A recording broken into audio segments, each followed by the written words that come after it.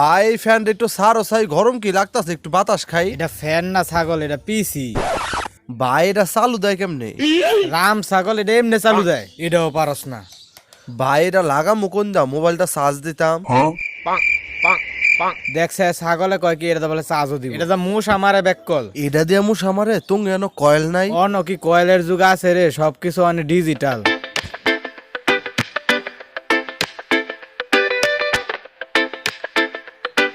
ভাই এটার ধুমা কই? দুমা আমি খায়া লাইছি। ছাগল এটা হাওয়ায় হাওয়ায় মশা মারে। ও এটা হাওয়ায় হাওয়ায় শর্ট খাওয়ায় মুস আমারে, আমি যদি এনো খারে আমার শর্ট করবো। আরে এটার একটা স্মেল আছে, গন্ধ আছে, ওইটা দিয়ে মশা মাইরা লাই।